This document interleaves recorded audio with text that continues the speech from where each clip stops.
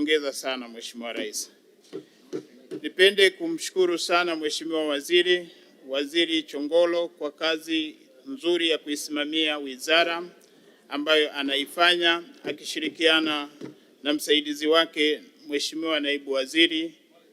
Wamefanya kazi nzuri, wameendelea kuisimamia wizara na ni wasikivu, wanasikiliza watu, hasa tendo la kuwashirikisha wadau wote wa sekta ya kilimo limefanya kila mtu ajenge imani kwenu nyinyi.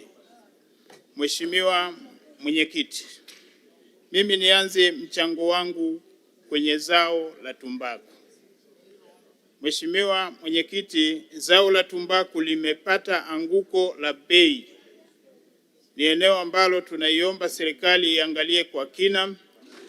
Zao la tumbaku limeporomoka kutoka bei ya awali iliyokuwepo mwaka jana. Leo hii zao la tumbaku linauzwa wastani wa dola 1.9 kutoka wastani wa dola 2.3 iliyokuwepo mwaka jana.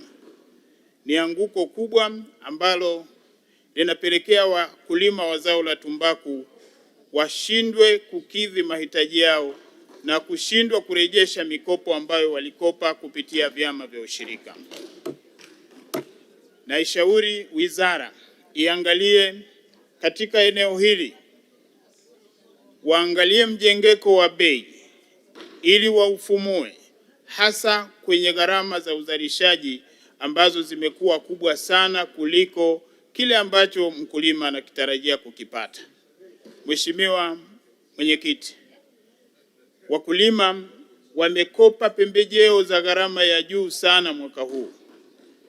Mfuko mmoja uko zaidi ya shilingi 160,000 ambao anakatwa mkulima kwenye eneo la uzalishaji, lakini bei anayoenda kuuza anauza bei ya chini kiasi kwamba hataweza kurejesha ule mkopo aliokopa. Niombe serikali iangalie hasa kwenye maeneo ambayo serikali wapunguze gharama za kwao ambazo zinanufaisha kutoka kwenye kilo inayozalishwa zao la tumbaku.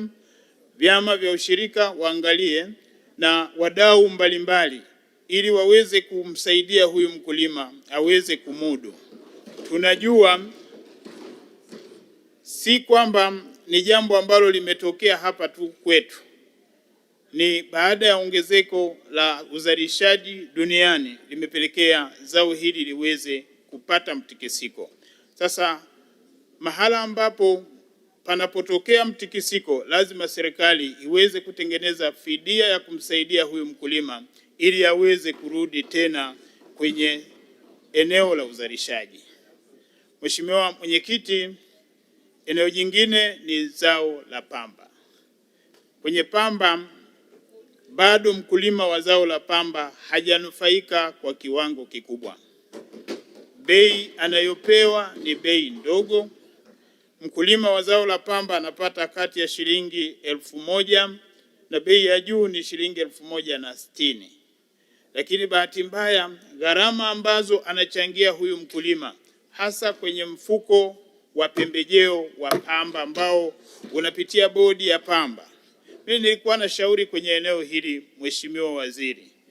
Tunajua pembejeo lazima mkulima aweze kupata, lakini bado tuangalie gharama zile ambazo anazitumia huyu mzalishaji zinamuelemea, anashindwa kupata uzalishaji ambao utamfanya arejee kwenda kwenye kuzalisha. Tunaomba eneo hilo, badala ya kutumia zile shilingi 300 kwa ajili ya mfuko wa pembejeo, tunashauri angalau nusu iende kwenye mfuko wa pembejeo na nyingine iende ikamfidie aweze kupata fedha huyu mkulima.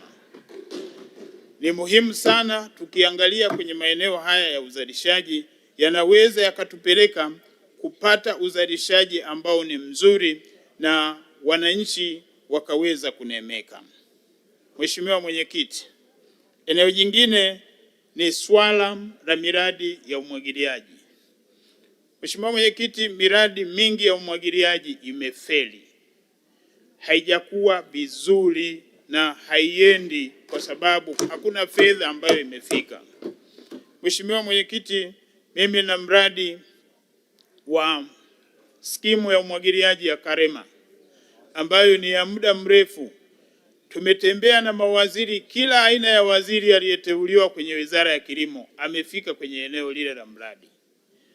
Eneo lile ni kero kubwa kwa wananchi na aibu kwa sisi tunayosimamia serikali. Niombe sana Mheshimiwa Waziri, utakapokuwa unahitimisha hotuba ya kwako, tunataka tupate mwafaka wa mradi wa skimu ya umwagiliaji wa Karema ambao bado haujafanyiwa kitu chochote. Na awali ule mradi, kabla ya kuweka mradi ule ulipokuwa umeanzishwa na serikali, wakulima walikuwa wananufaika, wanapata fedha zao kwa ajili ya uzalishaji, lakini baada ya kuweka miundombinu mibovu ambayo haikuweza kukidhi mahitaji, ule mradi ulipelekea wakulima wengi kuanza kupata hasara kubwa kwa ajili ya mkondo wa maji kubadili uelekeo wake uliokuwepo awali. Niombe sana Mheshimiwa Mwenyekiti, kwenye eneo hili ya miradi ya umwagiliaji muifanyie kazi na muweze kwenda kuiona na mhakikishe mnapeleka wakandarasi ambao wanaweza kufanya kazi vizuri wakawatumikia Watanzania. Sio tu huo mradi wa skimu ya Karema, kwangu nina mradi mwingine wa skimu ya umwagiliaji ya Kabage, nina skimu ya Iloba, zote hizo bado hazijakamilika. Niombe sana, kwenye maeneo haya yatatusaidia sana kuzalisha, na sisi tunayo mabonde mengi na tunazalisha mpunga kwa kiwango cha juu sana, isipokuwa miundombinu ndiyo ambayo haipo sawa, na tunaomba muendeleze kwenye mabonde ya mto Katuma, mto Nyamasi, tuweze kupata skimu za umwagiliaji ili ziweze kuwasaidia wananchi kwenye maeneo hayo. Miradi ya umwagiliaji ndiyo pekee itakayoweza kuwasaidia wananchi waweze kujikwamua kwenye mfumo wa kilimo chenye uhakika. Mheshimiwa Mwenyekiti, swala la masoko. Mheshimiwa Mwenyekiti, kwenye eneo la masoko, wizara tunahitaji ishughulike kuwasaidia wananchi kwenye maeneo hasa ya uzalishaji kwenye mazao yote ambayo yapo nchini: korosho, pamba, chai, kahawa.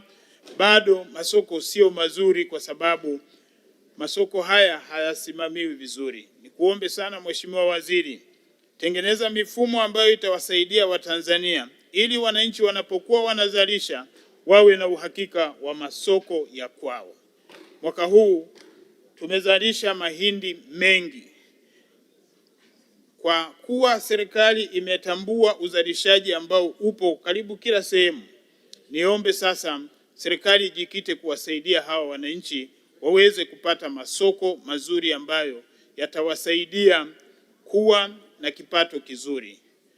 Ni shukuru sana Mheshimiwa Mwenyekiti kunipa nafasi, naunga mkono hoja. Asante Mheshimiwa.